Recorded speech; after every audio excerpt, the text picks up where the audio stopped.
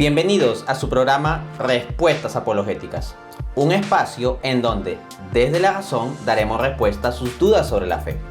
Mi nombre es Dante Urbina, apologista católico, y bueno, voy a acompañarlos en este viaje. Vamos a las preguntas.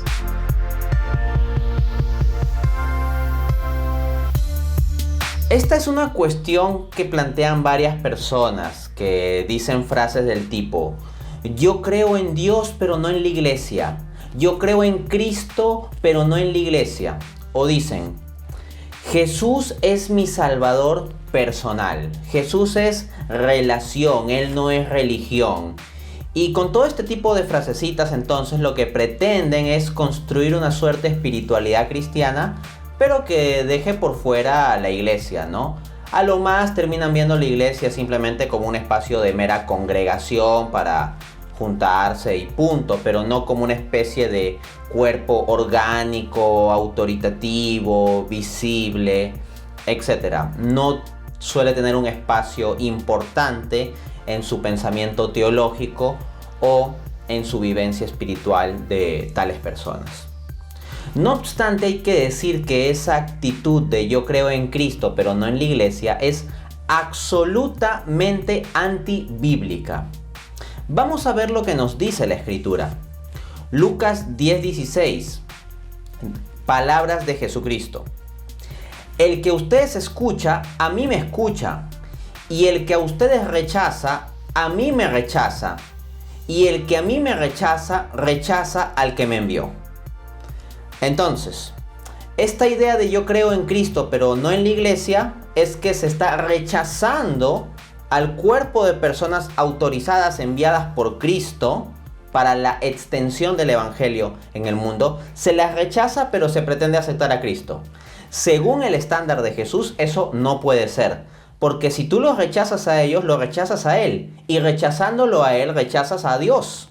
Rechazas al Padre. Rechazas a quien lo envió. En consecuencia, esta postura no se sostiene. Tenemos también un dato muy interesante en Hechos 9:4, donde Jesús le dice al apóstol Pablo, previo al momento en que se va a convertir en el apóstol, ¿no? En el que proclama el evangelio. Recordemos que Saulo de Tarso es un perseguidor de los cristianos. Cree férreamente en la religión judía y como ve a los cristianos como una amenaza para tal religión judía, pues en sus ínfulas lo que hace Pablo es perseguirlos para asesinarlos, para exterminarlos. Entonces Jesús se le aparece y le dice en Hechos 9:4, Saulo, Saulo, ¿por qué me persigues? Esto es interesante porque en ningún momento Saulo de Tarso persigue personalmente a Jesús. Él no tuvo la oportunidad de conocer a Jesús directamente en los días en que Jesús andó en esta tierra.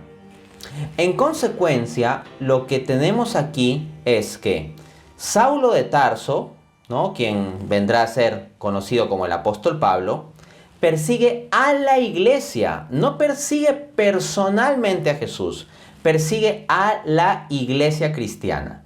Pero es tan enorme, tan íntima la relación de Jesús con su iglesia, que Jesús se lo toma esto a título propio y dice, ¿por qué me persigues? Entonces no se ve esta dicotomía fuerte del tipo Jesús sí, iglesia no.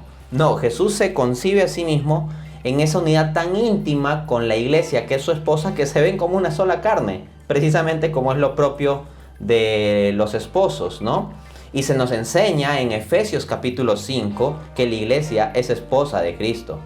Entonces, una persecución contra la esposa de Cristo, Cristo se la toma como una persecución contra él mismo. ¿Por qué me persigues?, le dice. Asimismo, en Colosenses 1:18 leemos: Él es la cabeza del cuerpo, que es la iglesia. Esto es algo bastante conocido, pero a veces no se profundiza sobre lo que implica. Muchos de estos cristianos que dicen yo creo en Cristo pero no en la iglesia, pues se pretenden muy bíblicos, Pero la Biblia claramente enseña este esquema, esta tipología, en donde Jesús es la cabeza y la iglesia es el cuerpo. Entonces, eso de yo creo en Cristo, pero no en la iglesia, significa que estás arrancando la cabeza del cuerpo. Y ese tipo de desmembramiento es simplemente una monstruosidad espiritual, así de simple. Entonces lo que nosotros tenemos que hacer es aceptar a Jesús completo con su cuerpo místico, que es la iglesia, y que actúa esta iglesia como cuerpo de Cristo a lo largo de la historia, con su tradición y con su voz autoritativa, que es el magisterio. Entonces salgamos de esa dicotomía. Como apunta el Papa Benedicto XVI en su audiencia general del 15 de marzo de 2006. Entre Cristo y la Iglesia no existe ninguna contraposición, son inseparables, a pesar de los pecados de los hombres que componen la Iglesia. Por tanto, es del todo incompatible con la intención de Cristo un eslogan que estuvo de moda hace algunos años: Jesús sí, Iglesia no. Este Jesús individualista elegido es un Jesús de fantasía. No podemos tener a Jesús prescindiendo de la realidad que Él ha creado y en la cual se comunica. Es esa la línea de pensamiento bíblica y auténticamente cristiano.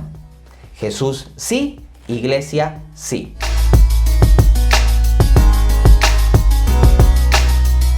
Múltiples personas ponen esta objeción ante la Iglesia.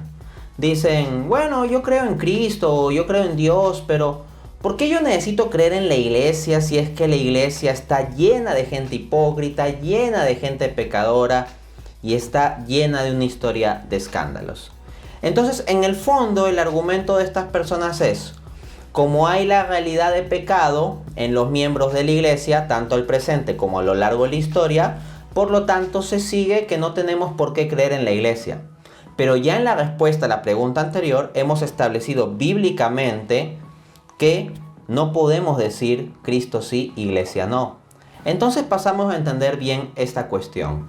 La premisa de que el pecado por parte de miembros de la Iglesia y a lo largo de la historia invalida automáticamente a la Iglesia es una forma de pensamiento humana, es un razonamiento meramente humano caprichoso, pero no es lo que nos enseñan las Escrituras.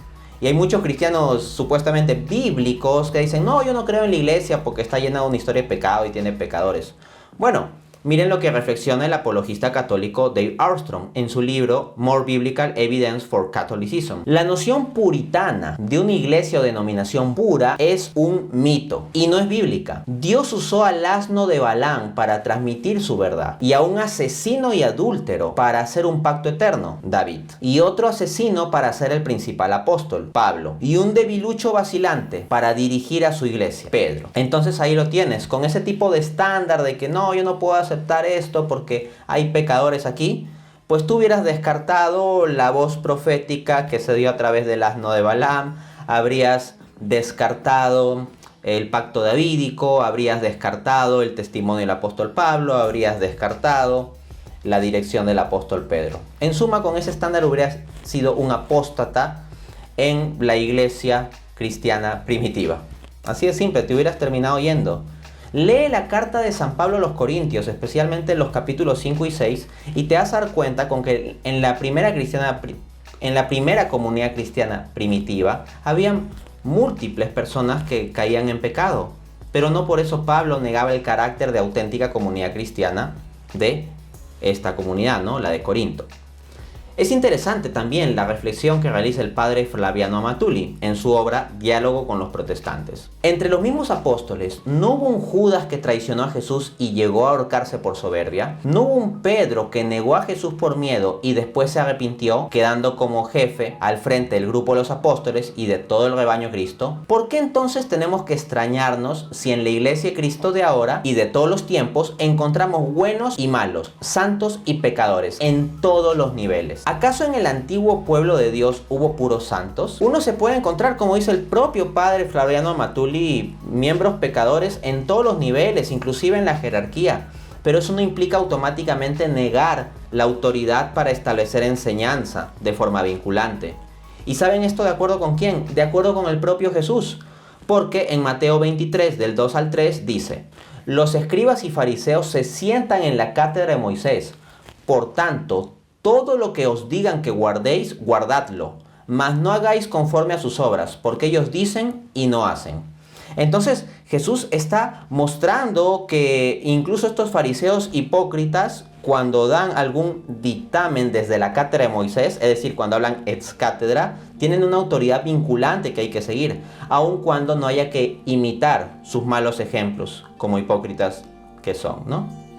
Dice el padre Flaviano Matuli también. La iglesia es como una familia. Y como en cada familia hay de todo. Hermanos que se portan bien y hermanos que se portan mal. Hasta los mismos papás pueden tener defectos. Pues bien, ¿qué pensarías de un hermano que dijera: puesto que en mi hogar hay muchos problemas, me voy a vivir en la casa del vecino, donde hay pura paz y tranquilidad? Sin duda no estarías de acuerdo con su actuación. En efecto, en lugar de ayudar a resolver los problemas de su familia, con su decisión los aumentaría más. Y es lo que está pasando con muchos católicos. Entonces esa gente que dice, como hay mucho hipócrita en la iglesia, me voy de la iglesia, pues termina agravando los problemas de la iglesia y traicionando al cuerpo de Cristo.